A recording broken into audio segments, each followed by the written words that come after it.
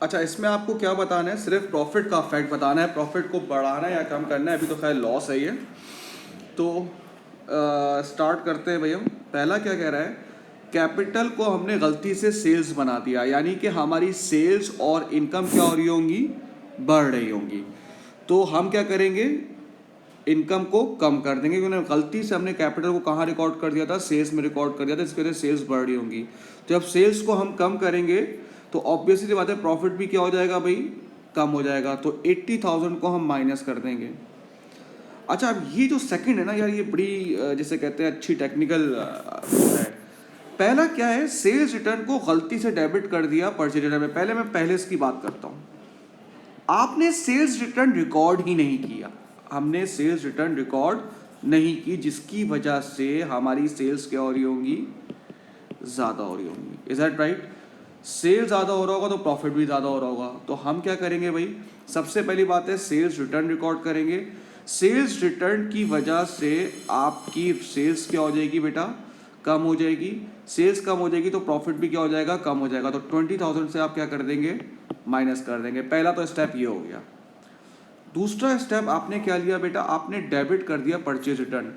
Return outwards होती credit है, आपने कर दिया डेबिट। इसका मतलब है आपने रिटर्न आउटवर्ड्स को डिक्रीज कर दिया। जब रिटर्न आउटवर्ड्स कम होती हैं, इसकी वजह से आपने क्या किया हुआ होगा, मोर परचेजेस, और मोर परचेजेस की वजह से आपका प्रॉफिट क्या हो रहा होगा, कम हो रहा होगा गलती से। तो आप प्रॉफिट को क्या कर देंगे, बढ़ा देंगे 20,000 से। इसकी वजह से आपने दोबारा देख लिया भाई, आपने रिटर्न आउटवर्ड्स को डेबिट कर दिया है। इसका मतलब है रिटर्न आउटवर्ड्स को आपने गलती से कम कर दिया है।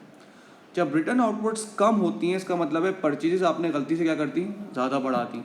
जब परचेजेस आपने गलती से ज़्यादा बढ़ा दी तो आपका प्रॉफिट गलती से क्या हो रहा होगा, कम हो रहा होगा। तो आपको उसको बढ़ाना पड़ेगा। अब आप थर्ड देखें। थर्ड में वो कह रहा है आपने डेप्रिसिएशन चार्ज नहीं किया, तो अब आप कर दें।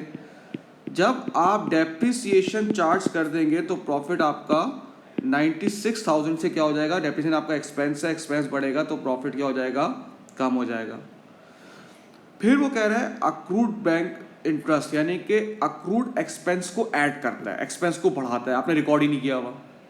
इसका मतलब है आपके एक्सपेंस क्या हो रहे होंगे, कम हो रहे होंगे। तो जब आप एक्सपेंस को रिकॉर्ड करोगे, अक्रूड एक्सपेंस को रिकॉर्ड करोगे, तो आपका प्रॉफिट क्या हो जाएगा, कम हो जाएगा। फिर कह रहा है मैरी मोती वाला drawing had been debited to wages. सही है ना? अब इसका एक अफेक्ट क्या होगा, आपने मोती वाला drawing had been debited to the wages का मतलब है वेजेस ज़्यादा हो रही हैं। ठीक है भाई? तो वेजेस को आपको क्या करना पड़ेगा, कम करना पड़ेगा। जब वेजेस एक्सपेंस कम होगी तो प्रॉफिट क्या हो जाएगा, बढ़ जाएगा। ठीक है बेटा, ये बढ़ जाएगा, इंक्रीज हो जाएगा।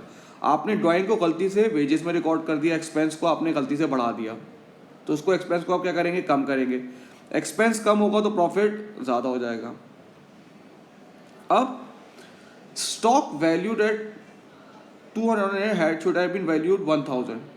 इसका मतलब है आपने क्लोजिंग स्टॉक को बढ़ा दिया है। राइट राइट, देख लें बेटा, क्लोजिंग स्टॉक होना कितना चाहिए था, 1000, आपने कितना कर दिया, 10,000, तो आपने 9,000 से बढ़ा दिया उसको। Is that right? तो आपको क्लोजिंग स्टॉक को 9,000 से कम करना पड़ेगा। Closing stock is directly related to the profit, यानी कि क्लोजिंग स्टॉक कम होगा तो प्रॉफिट भी क्या होगा बेटा, कम होगा। उसके बाद देखें भाई, stock costing 11,000 personal use had not been recorded. बेटा स्टॉक की ड्राइंग की है, तो आप क्या करेंगे, परचेजेस में से लेस कर देते हैं आप जो स्टॉक की ड्राइंग होती है, जिसकी वजह से आपकी परचेजेस क्या हो जाएंगी, कम हो जाएंगी। परचेजेस जब कम हो जाएंगी तो आपका प्रॉफिट क्या हो जाएगा, बढ़ जाएगा।